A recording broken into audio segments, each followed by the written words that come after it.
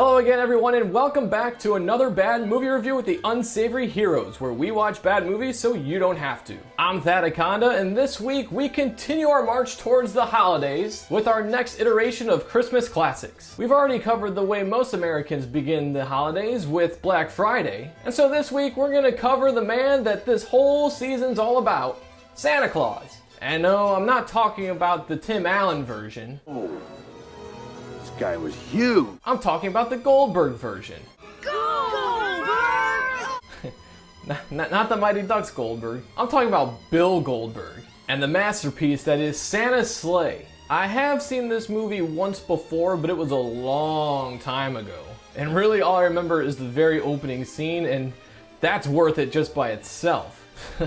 Am I glad we covered this one this week? The premise of the movie is fairly simple. Santa's going around killing people, and it's up to a couple of teenagers and a grandpa to stop him. There's no underlying message being shoved down your throat. Nor is there some sort of message that they just keep beating you over the head with.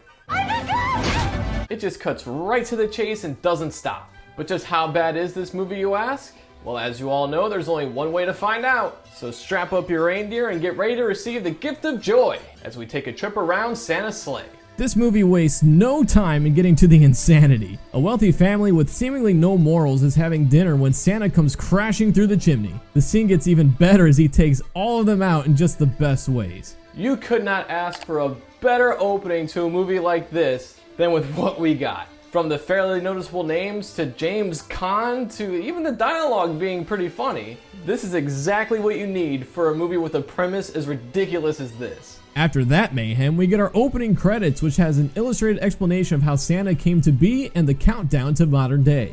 We then meet two of our three main characters, Nick and Mary. Nick is dealing with a crabby old lady at the Heaven Sent sandwich shop. The old bag leaves and is chased down and run off the road by Santa and his noble steed. The only thing that would have made this better is if the car exploded. But I guess we can't all get what we want for Christmas. Nick tells us his grandpa isn't much of a Christmas guy and totally misses the signs from Mary. Mr. Green gives the kids some gifts, including a clock that allows Nick to see all the time zones in the world, which sorta comes in handy later on.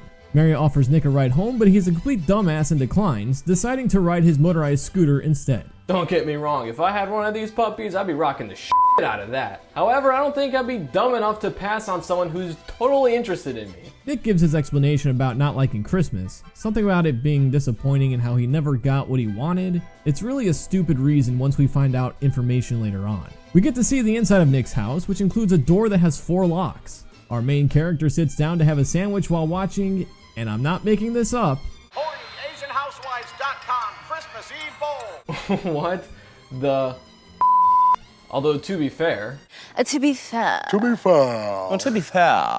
I'm surprised there isn't a Pornhub.com bowl yet. Seems like everything else seems to have a bowl game these days. we also get barraged by a load of product placement in the fridge. The power goes out and Nick goes hunting for a circuit breaker in the basement before getting the shit scared out of him by his grandpa. We find out the old man has a bunker.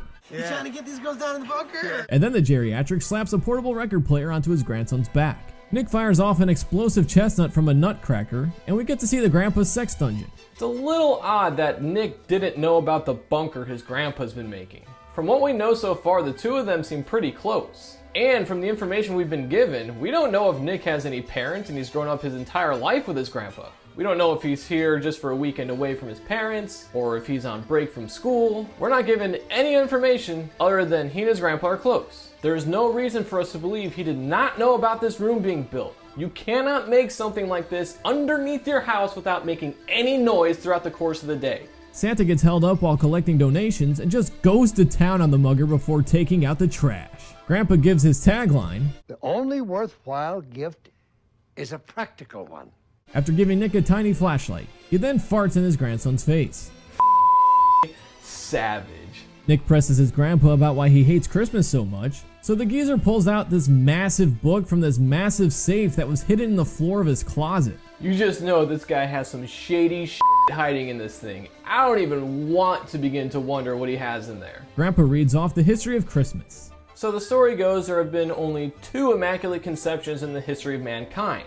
Mary with God, and a woman named Erica with Satan, giving birth to Santa. As it turns out, on the anniversary of Santa's birth, there were always these mysterious killings and people disappearing, and so the day became known as the Day of Slayings. Because of this day, the religious people would get together and have a Mass of Christ, or Christ Mass, hence Christmas. The story gets interrupted by Mary. She offers a gift of Wolverine to Grandpa and gives Nick a gun.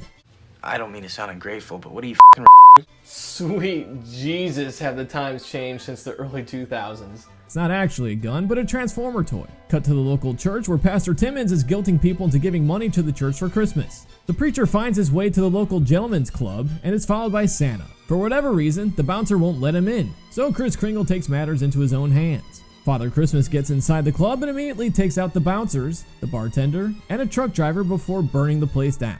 Turns out, his bison ate the valet driver. Grandpa leaves Nick and Mary to themselves in the living room, and he just totally blows it by bashing her father. Dude, what the hell is your problem?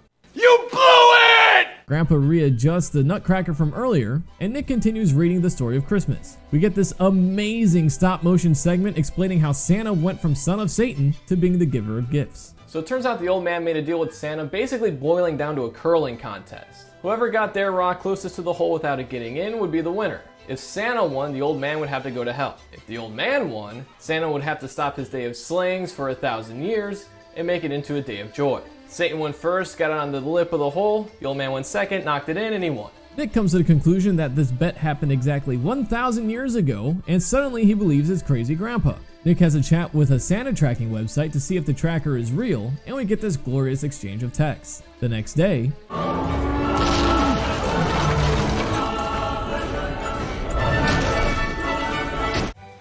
Can't wait to see this we got. Can we open our presents now? Of course. Go ahead, kid. Let's see what Santa got you. I love this movie. at the sandwich shop, Santa breaks in and kills Mr. Green. Nick stops by Bruno's gas station to get some gum, and we get another out-of-nowhere cameo. This time, it's Tiny Lister. Nick overhears a call about vandalism at the deli and bolts without getting his change. He arrives, I'm guessing, just seconds later to find Mr. Green pinned to the wall just before the cops arrive.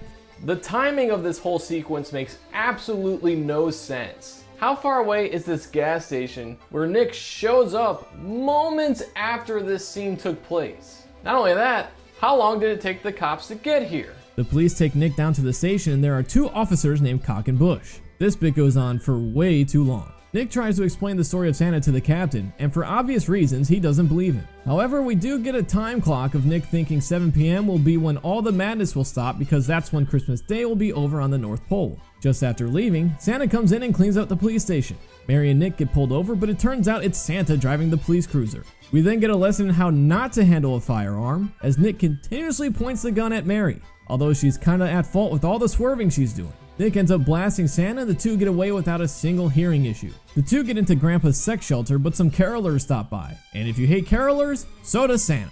Everyone takes shelter in the dungeon, but they make their escape to the garage before Santa can break the door down. Grandpa unveils 2 snowmobiles, but Santa sees the old man on the security cameras. Grandpa and Santa have a face-to-face in the alley, all the while Mary can't get her snowmobile to start. This scene is probably the most frustrating of the entire movie. As we can clearly see, there is room for a passenger on the back seat of this. They only needed one vehicle. Santa's reindeer runs over Grandpa, and Mary finally gets on Nick's ride. They head off and we get this fantastic chase scene which features this amazing blue screen of Santa riding around in his sleigh, tossing explosive presents at our main characters, and Mary punching the hell deer in the face. The two make it to the township and Santa kidnaps the pastor. Nick and Mary break into the school to take shelter, but they get found in the hallway and tracked to the library. They race out and find their way to the ice rink, I'm Santa Claus, not Dracula, where Santa comes ever so close to crushing them with a Zamboni. However, the machine is stopped by a stone curled over by Grandpa. Santa reads an old Christmas letter from Nick, and it turns out he wanted a mini bake oven all along, which contradicts what he talked about with Mary at the beginning. Grandpa comes up with another bet with Santa. If Grandpa wins, there's no more Day of Slayings once and for all. If he loses, the old man will go to hell. Grandpa gets his rock just to the edge of the hole, and Santa just picks him up and slides him in, turning the scoreboard into 666 like a badass. The alarm goes off for midnight at the North Pole, but Santa doesn't abide by that rule and says that is that Christmas is over when I say it's over. So, Nick shoots a chest gun into Santa. It doesn't kill him, but it buys them enough time to save Grandpa while Santa drives through the wall to escape. Grandpa explains to Nick why he made the deal to become human, and it's basically the same reason Jack Frost gave up his power. For some reason, the old man can't leave the ring. Nick and Mary get to the gun club and ask for their help. They approach the walking cigarette ad and get everyone to go along with the plan of shooting at Santa. The bullets don't seem to be doing much until someone fires a rocket at the sleigh. That person turns out to be Mary's dad. Pastor Timmons' fate ends up with him being impaled on the school's flagpole. The police, for whatever reason, decide to cut up the body instead of cutting the pole down to remove the body. Nick and Mary share their first kiss. If you thought this movie ended here, just you wait. Santa buys a ticket for the North Pole and shows the employee his big sack. He then takes a seat between two women before our credits roll with a bunch of bloopers, including this epic conclusion. Who's next? That's Santa's Sleigh, ladies and gentlemen, and I absolutely love this movie. This is the perfect Christmas movie if you're someone like me who just enjoys terrible films all the way around. The premise is ridiculous. The acting and writing is passable. There are a ton of Christmas puns, and Goldberg just absolutely kills it as Santa. It hooks you in from the opening scene and just does not let up with how insane it is. So this is it, people. We finally found it. This is our first sixer of the entire series, and it took us until December. So cheers to you, Santa's Sleigh, you son of a bitch. That'll wrap things up for this edition of Another Bad Movie Review with the Unsavory Heroes. If you made it to this point in the video so far, thanks for sticking around and showing your support. And show some more love by hitting those like and subscribe buttons below. If you have anything you'd like to say about the review, the movie, or if you have any ideas about any films we should feature in the future, make sure you leave those in the comments below. We also stream on Twitch basically every Monday, Wednesday, and Friday, so make sure you stop by and check out those streams as we just talk about movies, play some games, and just have a good old time. You can see whenever we go live by following us on our social media feeds, basically on Facebook and Twitter. So make sure you do all of that, otherwise you know what'll happen if you don't.